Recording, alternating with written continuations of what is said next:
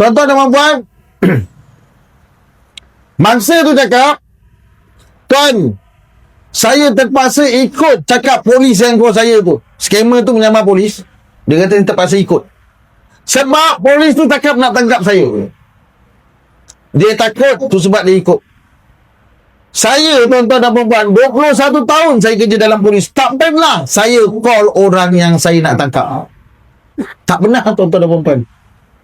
So, kalau tuan-tuan dan puan dapat call atau dapat mesej daripada mana-mana orang, polis ke, komando ke, askar ke, rainbow ke, dia kata nak tangkap, itu scam.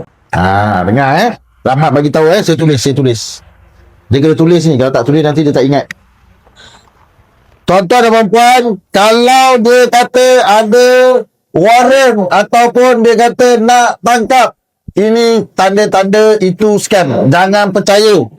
Tuan-tuan, polis kalau nak tangkap orang, dia takkan call. Saya tahulah, saya polis, saya tahu. Jangan takut.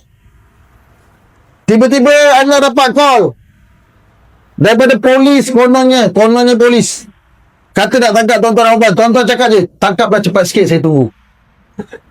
Jangan takut. Dia banyak orang kena scam ni sebab aku takut kena tangkap. Padahal dia tak buat salah pun.